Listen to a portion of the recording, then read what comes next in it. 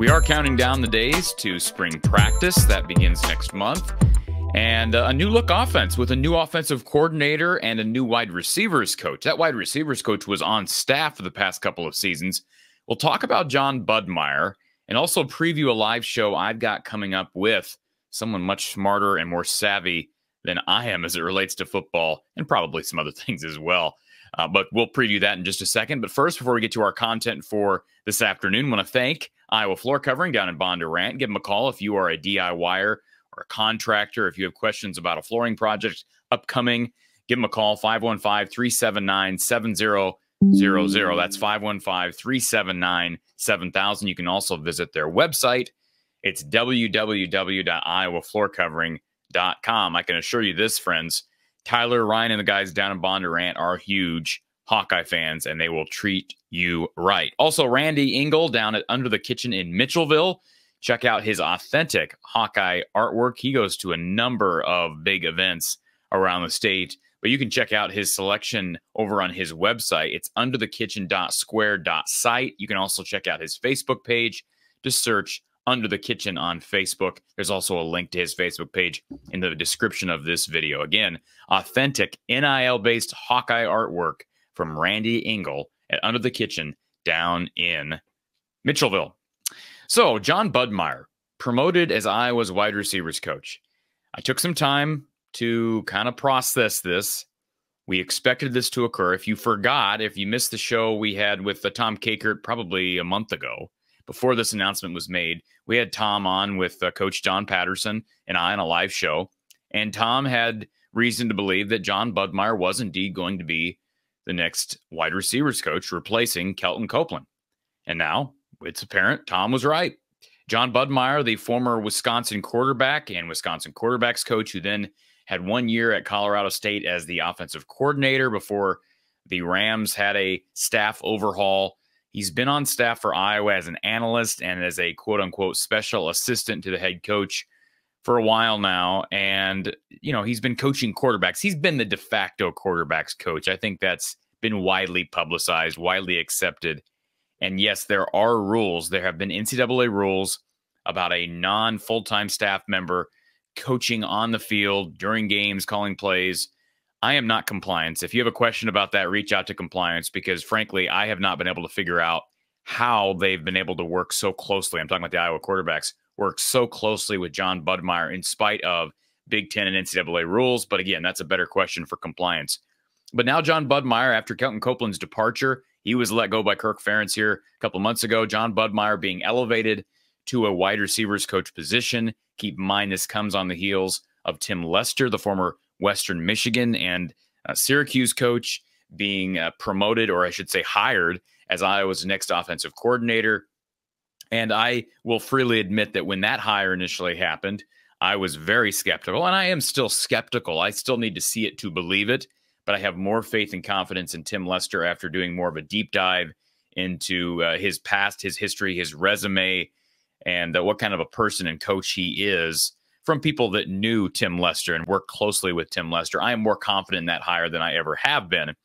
As it relates to this hire, this promotion, I have my concerns, and I don't think that's going to be a surprise to anybody that watches this show regularly, and I'm not asking you to agree with any of these concerns, and I'm also not going to hit you with any earth-shattering concerns. Some of these concerns are probably some of the same concerns you've heard tweeted about and published if you're on message boards or forums or whatever you do to take in Hawkeye chatter. And we'll start with number three. My number three concern is recruiting. And you could really go any direction with these three concerns. I'm going to order them in the way I've ordered them. But my number three concern is recruiting. Because you talk about a guy like Kelton Copeland, who is a former quarterback, came from the MAC, but he did give them a recruiting footprint down south. And yet Iowa still really struggled to recruit the best receivers. And I don't think it's a secret as to why they've struggled to recruit really good skill position players, specifically at the wide receiver position. This is not an offense or a program that traditionally highlights real good wide receiver play. They have gotten receivers from other states, right? Even from the state of Florida, where the perception at one time was that Kelton Copeland was going to really help them down there. They've gotten Jarrett Bowie, who's going to be a second-year guy this coming season. Quavon Matthews came up from Florida, ended up transferring out of the program. They've had guys from down there that have just not worked out. But in general, boy, they've really struggled recruiting. And kudos to the Iowa staff for being able to land guys like Seth Anderson, Caleb Brown out of the transfer portal.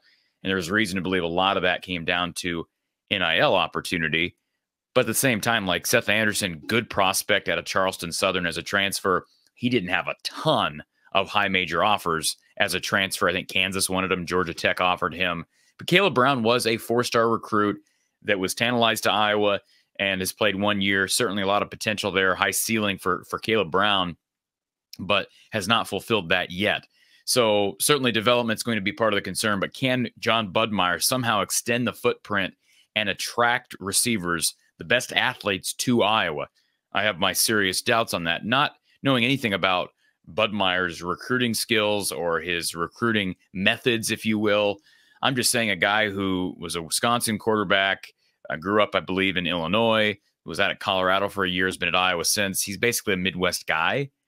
Where is he going to get these players? Like, there is a good crop of players in Illinois, but boy, there's a lot of coaches that are recruiting these kids. And yes, I understand that, position coaches they're not always the primary recruiter for their given position group, but players want to play for the best coaches and guys they're comfortable being coached by.